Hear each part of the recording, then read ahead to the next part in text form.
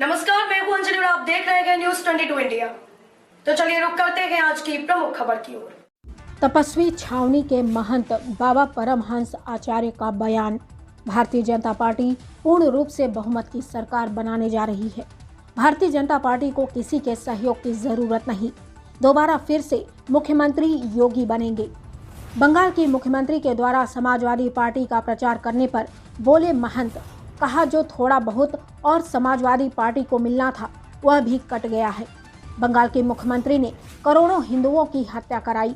जनता Samajwadi party से तब से खफा है जब से उन्होंने कार्य सेवकों पर गोलियां चलवाई थी। समाजवादी पार्टी दंगाइयों और बलात्कारियों की पार्टी है, जनता सब जानती है। इसलिए भारतीय जनता पार्टी पूर्ण बहुमत से आ रही है। अखिलेश यादव की हेकड़ी 10 मार्च के बाद निकल जाएगी। जितने भी देश विरोधी ताकतें हैं, एक एक को चिन्हित करके इनकी खाल उधेड़ ली जाएगी। हिजाब को लेकर परमहंस आचार्य का बयान, यह बहुत ही चिंता का विषय है कि बच्चों के भविष्य के साथ खिलवाड़ किया जा रहा है। विद्यालय में जो भी ड्रेस निश्चित है, वह चाहे जिस भी धर्म से हो, बच्चों को वहां उसी ड्रेस में जाना चाहिए। कोई कहेगा कि हिजाब पहनकर जाएंगे तो वह गलत है। प्रियंका गांधी ने बिकनी पहनकर जाने को लेकर बाबा ने कहा कि यह बहुत ही शर्मनाक है। बच्चों के साथ में सौतेला व्यवहार नहीं किया जा सकता। जो पढ़ने जा रहे हैं उनके लिए एक नियम है। सरकार बनने के बाद देश विरोधी ताकतों की सफाई होनी चाहिए। परमहंस आचार्य। बाराबंकी से सचिन गुप्ता की रिपोर्ट।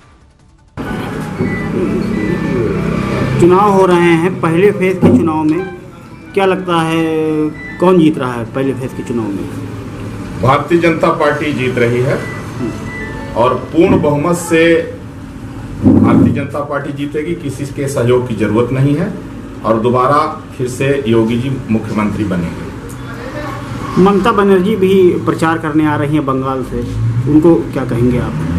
बाहर से लोग बुलाए जा रहे हैं। जो थोड़ा बहुत वोट समाजवादी को मिलना था वो भी ममता बनर्जी के आने के कारण कट गया है, क्योंकि 2 मई को चुनाव परिणाम घोषित होने के बाद रोहिंग्या मुसलमानों को छूट दे करके और टीएमसी के गुंडों ने 3 करोड़ हिंदुओं की हत्या किया है, जिसमें तमाम कितनी नाबालिग बच्चियां भी सम्मिलित थी। इसलिए ममता बनर्जी के आने से जो थोड़ा बहुत समाजवादी पार्टी को वोट मिलना था, वैसे जनता तो समाजवादी पार्टी से तब से खफा है जब से ये कार सेवकों पर जो है तो गोलियां चलवाई थी, और जब से मुलायम सिंह ने कहा था बलात्कारियों के सपोर्ट में कि नौजवानों से गलती हो जाती है, तो लोग जान गए थे कि समाजवादी पार्टी है, बलात्कारियों की पार्टी है, यह जो है एक हिंसक पार्टी है, एक दंगाइयों की पार्टी है। मुजफ्फरनगर में जिस तरह से जिस बेटी के साथ छेड़खानी हुई, जिसके भाई मारे गए, उनके ऊपर उल्टा केस लग गया था और जो मारने वाले थे उनसे यही सफाई जा करके मिले और उनको इनाम दिया गया। तो जनता जानती है, इसलिए जो है भारतीय जनता पार्टी पूर्ण बहुमत से आ रही है।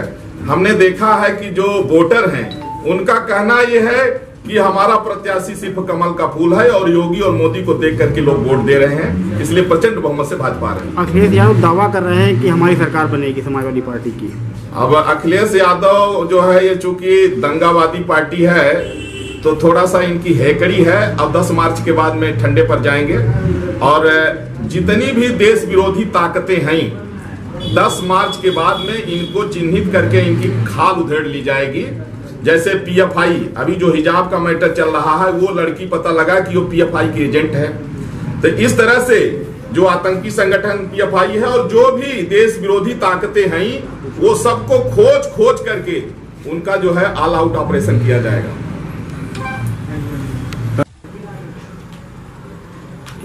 हिजाब प्रकरण चल रहा है, इस पे आप क्या कहेंगे?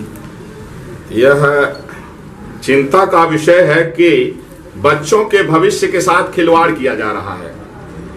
विद्यालय में जो भी ड्रेस निश्चित की गई हो, चाहे हिंदू मुसलमान सिख ईसाई कोई भी हो, विद्यालय पढ़ने के लिए है, बच्चों को वहां जो है उसी ड्रेस में जाना चाहिए। और अगर कोई एक पक्ष ये कहेगा कि नहीं हिजाब पहन के जाएंगे, और प्रियंका गांधी तो तमाम हदें पार करके कहती चाहे बिकनी पहन के जाए, यह जो है अत्यंत शर्मनाक और निंदनीय है। और अगर आप एक पक्ष को हिजाब पहनने की अगर अनुमति देते हैं तो दूसरा पक्ष अगर भगवा पहन के जाता है तो भगवा भी वस्त्र है, उसमें आपत्ति नहीं होनी चाहिए।